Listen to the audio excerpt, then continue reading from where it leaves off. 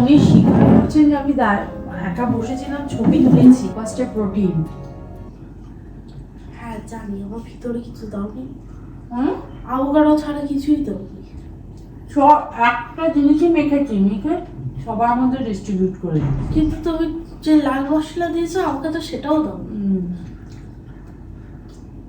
লাল মশলা আর কি বলে না, আমি ম্যারিড না, শুরু করে না। কালকে সিক্রেট সান্তা আমাদের খেলা হবে। তো সিক্রেট সান্তার যে যে লটারিটা হয়েছিল সেই টিকিট দুটো আমার হাতে এখন রয়েছে। সেই অনুযায়ী আমি একটা বড়দের জন্য আর একটা বাচ্চাদের জন্য গিফট কিনেছি, যেটা আমার চিটে উঠেছে আর কি। তো চিটে যা উঠেছে তার সাথে আমি কিছু অ্যাড করে দিচ্ছি, অ্যাড করেই আমি গিফট র্যাপ করছি। এটা অ্যাডাল্টদের গিফট, আমি এটা এখন প্যাকিং করছি। আর এটা আমি দেখাচ্ছি না কি আছে, আর এখানেও আমি দেখাবো না কি আছে, কারণ আমাদের অ্যাপার্টমেন্টে আমার ভিডিও অনেকেই দেখে, তাহলে জেনে যাবে, খেলার মজাটাই চলে যাবে। তো সেই জন্য আমি এখন গিফট র্যাপ করবো আর উপরে কাটিং করে এই নাম্বারগুলো লাগিয়ে দিতে হবে, তাই তো রন্তি? হ্যাঁ, ওটা হাতেও লিখতে পারো নাম্বারটা। ঠিক আছে, এটা কাটিং করে আমি ওটা লাগিয়ে দেবো, এই হচ্ছে ব্যাপার। তো চলো গিফট র্যাপ করে দিই। তবে হ্যাঁ, গিফট র্যাপ করছি কিন্তু গিফটটা এখানে দেখানো যাবে না, এটা দিয়ে ঢেকে রাখতে হবে। আমি কালকে এই পেপার কিনে আনেছি, ঝুঁকিপিকি পেপার। হ্যাঁ, আরো আমার লাগবে, মনে হচ্ছে একটা দিয়ে আজকে হয়ে যাবে, কিন্তু এর কামিংস আরো অনেক কিছু আছে, সেগুলোর জন্য গিফট র্যাপার লাগবে। কালকে একটু বেশি করে কিনালে ভালো হতো। যাই হোক, চলো এগুলো প্যাকিং করে ফেলি সুন্দর করে। গুড আফটারনুন এভরিওয়ান, আমি স্নান টান করে উঠেছি আর আমি এখন আমার এই গামিজটা খাবো। এই যে এই গামিটা, যেটা আমি এভরিডে খাই। আর এর ভেতরে গামিটা দেখেছো কত কিউট দেখতে, আর স্কুইশি খেতে বেশ ভালো। তো যাই হোক, আমি আজকে লাঞ্চে সেরকম কিছু বানাইনি, একটু পরে লাঞ্চ করব আমরা। প্রান্তিক হেয়ার কাট করতে গেছিলো, এসছে, স্নান টান করছে, তারপর করব। আর আমাদের আর এখন ব্যাক টু ব্যাক ফেস্টিভ্যাল, তো রান্না বান্না করেছি ভীষণ সিম্পল। তাই অনেকদিন ধরে একটা কাজ পেন্ডিং পড়ে আছে, সেই কাজগুলো ভাবছি কমপ্লিট করে নেবো। তো যাই হোক, টুইটি এখন এসছে জল ভরতে। আর আমি এখানে আমার কিচেনের জন্য আমি কিছু কন্টেনার অর্ডার করেছিলাম। এই যে ভীষণ ক্লাসি দেখতে, ভীষণ সুইট, আর দেখতে পাচ্ছ সাইজটা খুব কম্প্যাক্ট। আমি এখানে যে রেগুলার মশলাগুলো রাখি, এই জায়গাটাও কিন্তু একদম পারফেক্টলি এগুলো এই জারটা কিন্তু ধরে যাবে। কিন্তু এই জারের গ্লাসটা হচ্ছে একটু হার্ড, একটু ভারী টাইপের, আর এটা কিন্তু ভীষণ ফ্যান্সি এবং পাতলার মতন, দেখে আশা করি বুঝতেই পারছো। আর আমি এই জারগুলো অর্ডার করেছি।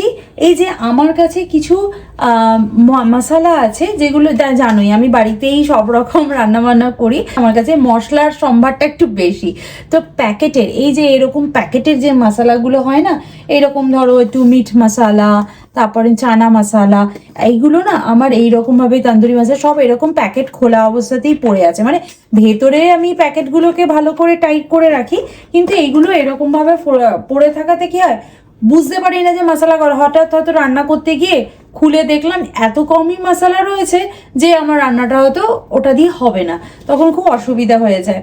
তো আর মার্কেটে যাওয়ার সময় যদি দেখি যে এইটুকু মশলা রয়েছে, তখন আমি তাহলে আর একটা প্যাকেট কিনে নিতে পারবো। যেহেতু আমার কাউন্টার টপের নিচে একটা সুন্দর ট্রলি আছে, আর ওই ট্রলিটার মধ্যে আমি সমস্ত এই টাইপের মশলাগুলো রেখে দিই।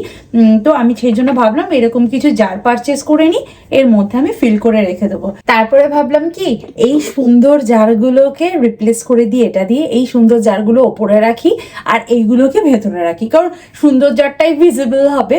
কিন্তু আমি এটা কিনেছি 2-3 দিন হয়েছে, আমি জাস্ট ওখানে রেখে দেখলাম সাইজটাও পারফেক্ট। কিন্তু এইটা যতটা হার্ডি না, এইটা ততটা হার্ডি নয়। এগুলো ফ্যান্সি বাট অতটা হার্ডি নয়, কিন্তু এয়ার টাইট। কিন্তু রেগুলারের যে রান্না নেওয়া রাখা, এইটা রাখতে গেলে আমার এক এক সময় না এই কাউন্টারে বা এখানে টুকটাক ঠোকা লাগে। তো এইটা যেহেতু খুব ভারী কাঁচের, এতে কিছু হয় না, কিন্তু এটা লাগলে সঙ্গে সঙ্গে ভেঙে যাবে। তো সেই জন্য ভাবলাম এখানে রাখলে রেগুলারে মশলা ইউজ করতে একটু অসুবিধাই হবে আমার। তো এই কন্টেনারটাই ভালো, এটাও দেখতে খুবই ভালো, তবে এটার প্রাইস অনেক কম, এইগুলোর প্রাইস অনেকটাই বেশি। তবে এটা দেখতে ভালো বলে আমি নিয়েছি, তবে এয়ারটাইট আমার যে পারপাসে নেওয়া সেটা অ্যাটলিস্ট ফুলফিল হয়ে যাবে। এবার এই কন্টেনারগুলোতে আমি এই সমস্ত মশলাগুলো পোর করে রেখে দেবো। আমি অনেক মশলা এনেছি, এখনো তার সিলও খোলা হয়নি, সিলটার ডেটটা সব লিখে লিখে এখানে আমি রেখে দেবো, তাতে আমার ইউজ করতে অনেক বেশি সুবিধা হবে।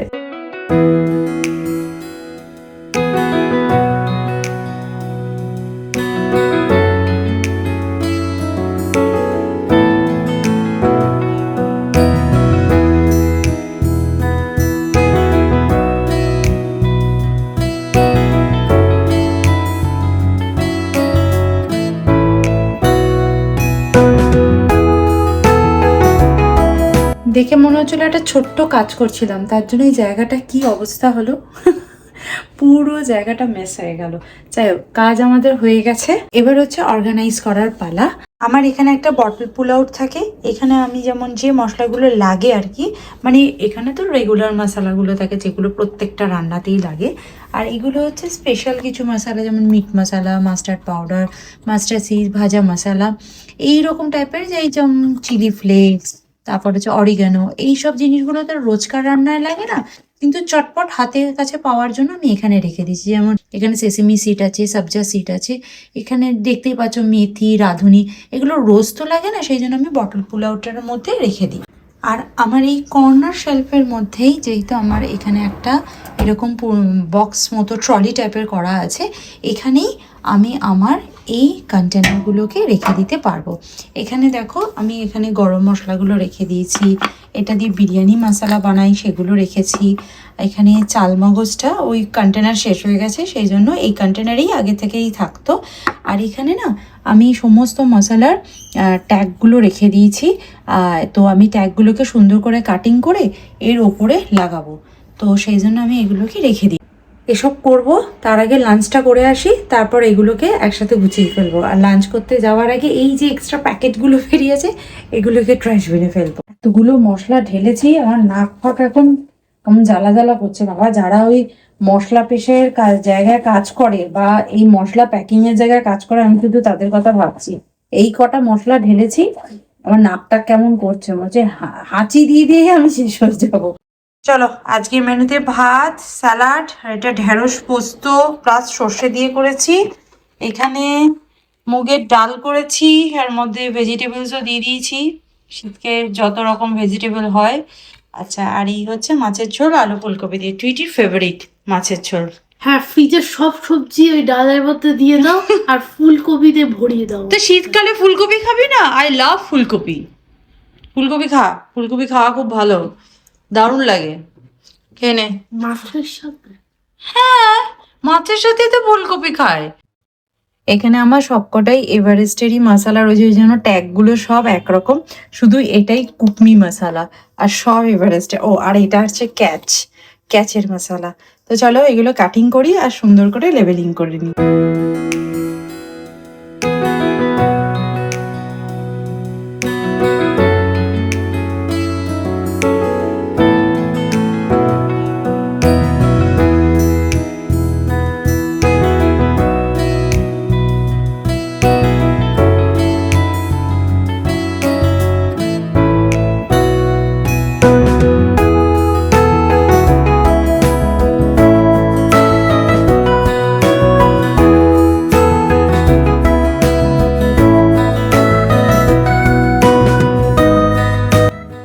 চলো, সব বোতলে আমার লেবেলিং করা হয়ে গেছে। আর এই দুটো বোতলে লেবেলিং করার দরকার নেই, এটার মধ্যে গরম মশলা আর এর মধ্যে জায়ফল জয়িত্রী আছে, আর এটা তো দেখেই বোঝা যাচ্ছে চালমগজ, সেই জন্য ওগুলো আর লেবেলিং করলাম না। এই মশলাগুলো দেখলে বোঝা যায় না যে কোনটায় কি মশলা আছে, সেই জন্য লেবেলিং করাটা ভীষণ ইম্পর্টেন্ট।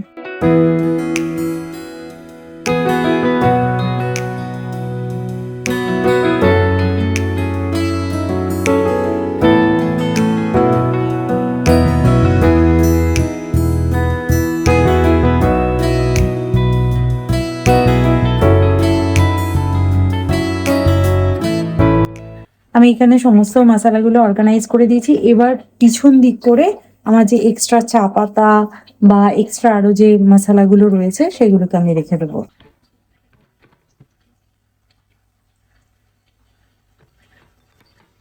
এই কাজটা অনেক দিন ধরে করব ভাবছিলাম, দেখতে দেখতে এ বাড়িতে এসছে আমাদের 1 বছর হয়ে গেছে, পড়েই উঠতে পারছিলাম না। ফাইনালি আমি কন্টেনার কিনে কাজটাকে কমপ্লিট করে দিতে পেরেছি, তো আমার খুব রিল্যাক্স লাগছে। এইভাবেই যাতে আমি 2025-এ যা যা কাজগুলো আছে এই হাতে গোনা কয়েকটা দিনের মধ্যে আমি সমস্ত কিছু শেষ করে ফেলতে পারি আর সুন্দরভাবে 2026টাকে শুরু করতে পারি। তো চলো, আজকে ভিডিওটা তাহলে এখানেই এন্ড করছি, দেখা করবো নেক্সট ভিডিওতে। ততক্ষণের জন্য তোমরা খুব ভালো থেকো, সুস্থ থেকো, আর লাইফটাকে এনজয় করো। সবই বলে দিল। Bye bye, see you in next video. By.